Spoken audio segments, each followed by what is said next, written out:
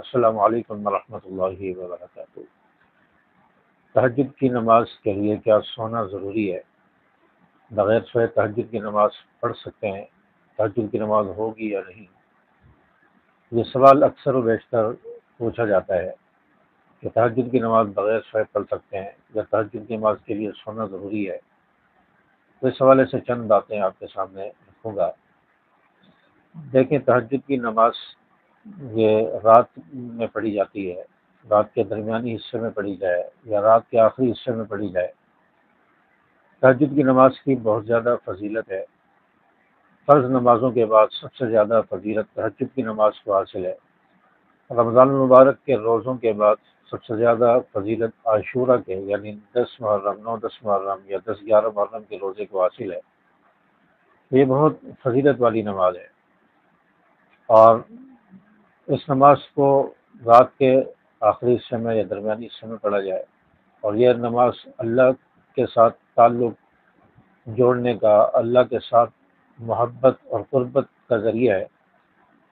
اور تہجد کی نماز یہ اولیاء، صلحاء، انبیاء کی نماز ہے، بزرگوں کی نماز ہے، ولیوں کی نماز ہے۔ تو اس نماز کے پڑھنے سے انسان اللہ کا محبوب بن جاتا ہے، اور اللہ کی لاڈلی نماز ہے۔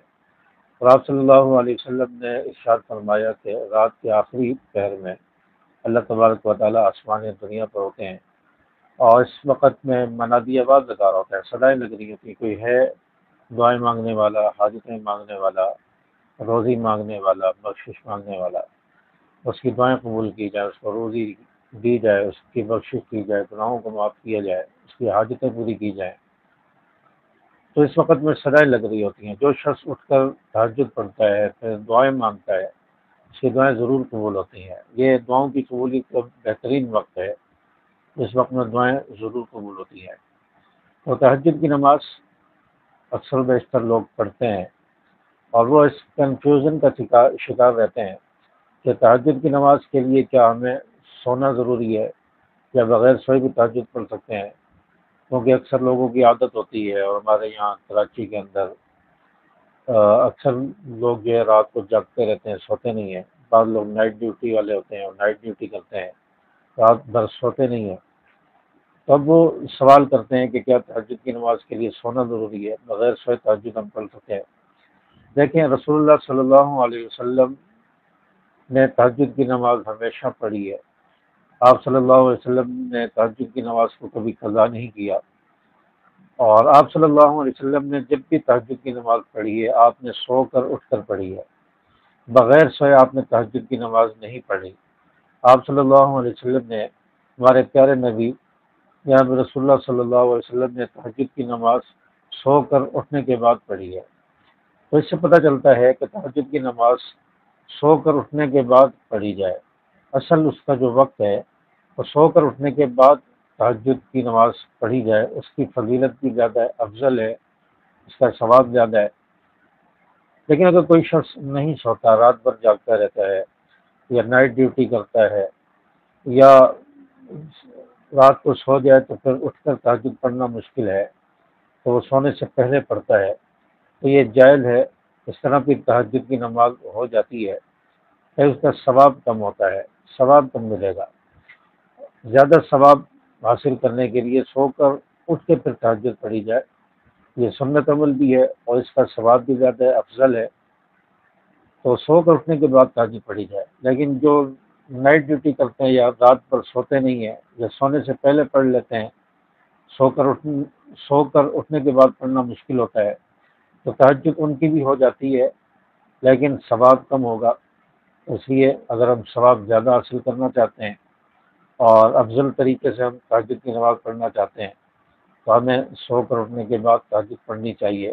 رات کو جلدی سونے کی عادت بنائیں، اور جلدی سوئیں گے تو رات کو جو ہے اٹھنا آسان ہو جائے گا، اور تہجد کی نماز کی پابندی یہ ہمارے لیے آسان ہو جائے گی۔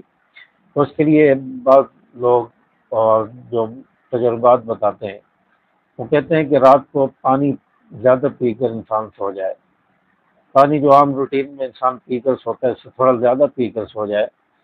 رات کے آخری حصے میں یا درمیانی حصے میں انسان کو پیشاب آئے گا، تو پیشاب کی آنے کی وجہ سے اس کی آنکھ کھلے گی. جب آنکھ کھلے گی تو اس وقت انسان واش روم سے ہو کر جلدی جلدی وضو کرے اور 2 رکعت 4 رکعت یا جتنی وہ پڑھنا چاہتا ہے 12 رکعت تک وہ تہجد کی نماز پڑھے، دعا مانگے.